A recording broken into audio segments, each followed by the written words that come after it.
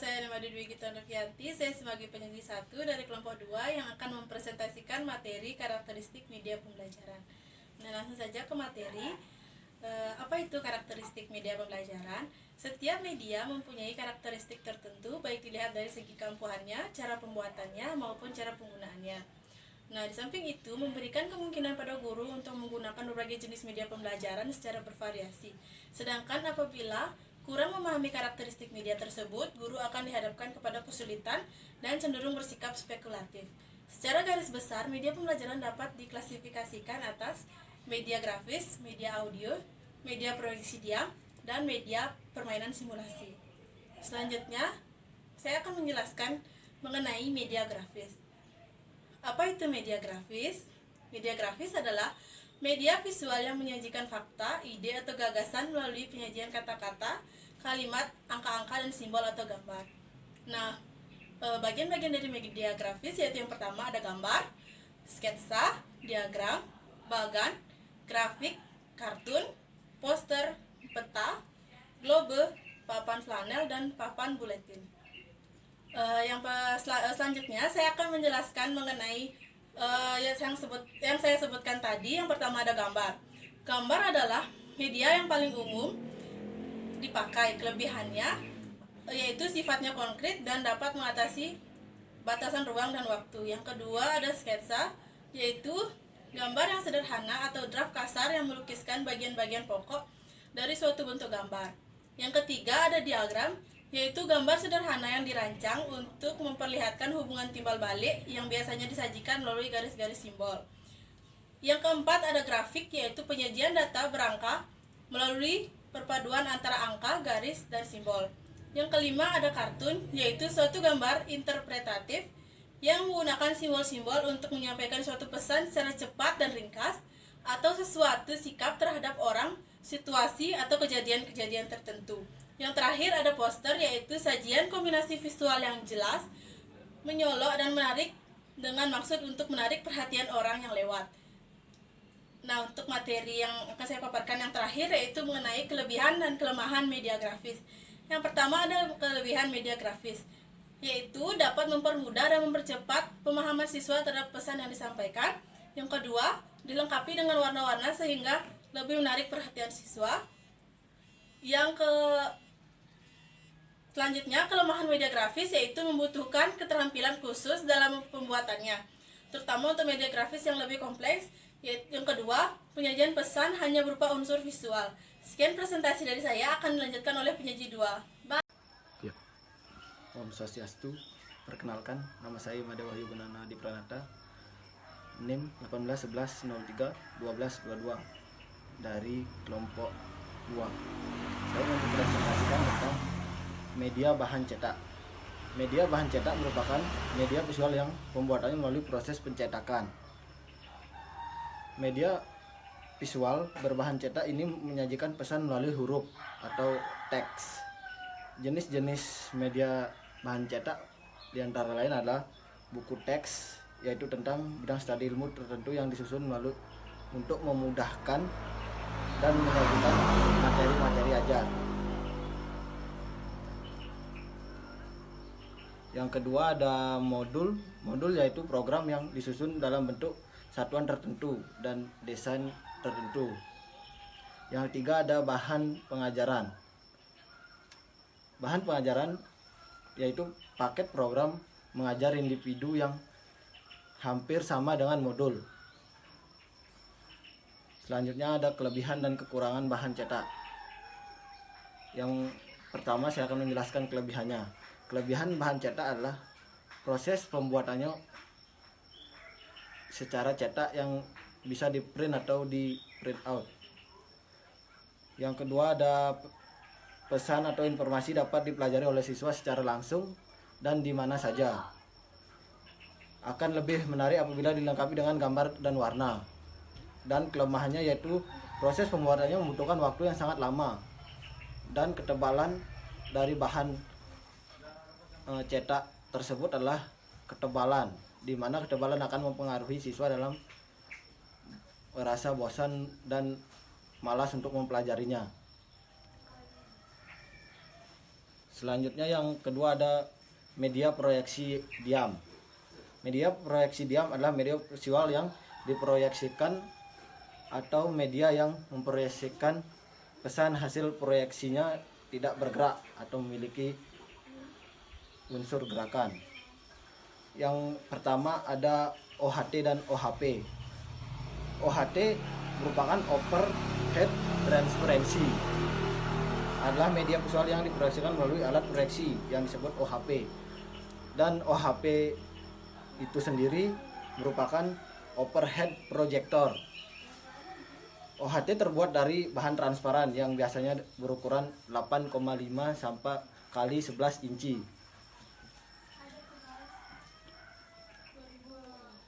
Jenis-jenisnya, yang pertama ada proyektor tak tembus pandang. Yang kedua slide atau film. Yang ketiga film strip atau film rangkai. Yang keempat ada microfiche. Yang kelima film, dan yang terakhir televisi. Nah, di sini kelebihan dan kekurangan dari media proyeksi diam ini adalah, yang pertama kelebihannya, memberikan pesan yang dapat diterima secara lebih luas oleh siswa. Sangat bagus untuk menerangkan suatu proses, mengatasi keterbatasan ruang dan waktu, dan pembuatannya memerlukan waktu dan tenaga yang ekstra. Kekurangannya adalah memerlukan operator khusus yang memproyeksikannya, harga proyeksi cukup mahal, dan pembuatannya yang sangat sulit. Sekian materi yang dapat saya paparkan. Jika ada kekurangan dan kesalahan, saya mohon maaf. Sekian, akhir kata saya ucapkan Parama Santi. Om Santi Santi Santi Om. Om Swastiastu. Perkenalkan, saya adalah penyaji ketiga. Nama saya Niketut Yuda Parwati, nomor urut 20, NIM 18 11 03 11 87. Kesempatan ini saya akan melanjutkan presentasi dari rekan saya, yaitu tentang media audio. Nah, tentunya teman-teman sudah sering mendengar kata audio. Dalam hal ini, media audio adalah suatu media pembelajaran yang dalam penyampaiannya menggunakan suatu perlambangan auditif berupa kata-kata, lagu, dan juga sound effect.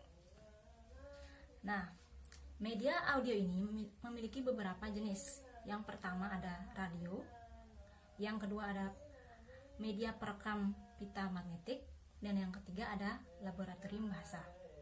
Nah, pertama-tama saya akan menjelaskan tentang media radio.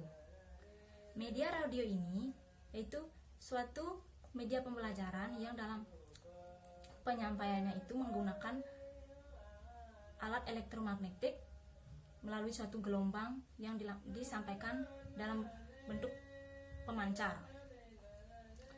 Kelebihan dari media radio ini yaitu sifatnya luas dan dapat dijangkau oleh siapapun. Kemudian yang kedua, baik untuk meningkatkan kreativitas siswa. Kemudian yang ketiga, media radio ini memiliki banyak variasi program sehingga memudahkan siswa untuk mencari informasi. Selain kelebihan tersebut, ada beberapa kekurangan yang dimiliki oleh media radio ini. Yang pertama yaitu sifatnya satu arah atau one way communication.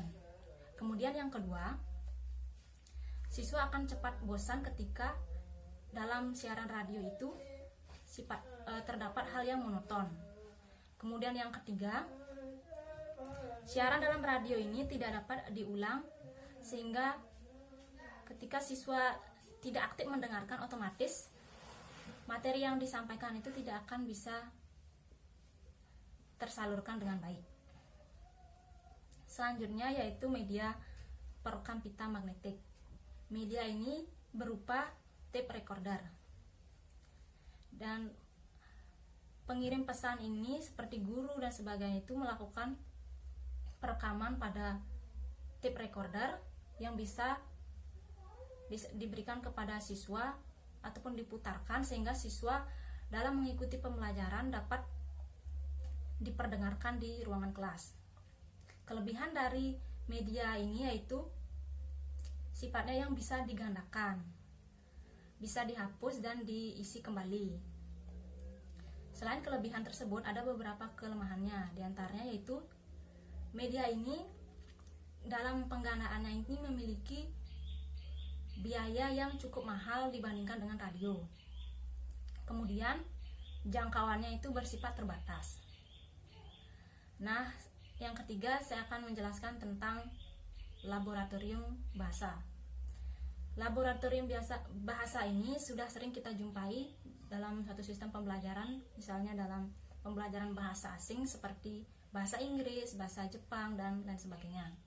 Media ini digunakan oleh guru ketika menyampaikan materi bahasa asing menggunakan mikrofon ataupun alat dan prasarana lainnya dalam suatu ruang lab. Baik, demikian yang bisa saya paparkan mengenai media audio. Apabila dalam penyampaian ada kekurangan dan kesalahan yang saya lakukan, saya mohon maaf, dan akhir kata saya tutup dengan Parama Santi. Om Santi Santi. Om Swastiastu. Jadi terima kasih atas waktu yang telah diberikan kepada saya. Perkenalkan, nama saya Pandi Putuadi Paramarta, NIM 1811031237, nomor urut 28 dari kelas 4D. Jadi saya akan menyampaikan materi mengenai multimedia. Multimedia merupakan suatu sistem penyampaian bahan belajar yang menggunakan bahan cetak, bahan audio, dan bahan non-audio. Kemudian media berbasis alam. Jadi media berbasis alam itu dapat dibedakan menjadi dua. Yang pertama itu lingkungan sebagai bahan media. Lingkungan sebagai bahan media ini dapat diartikan sebagai lingkungan yang dapat kita proyeksikan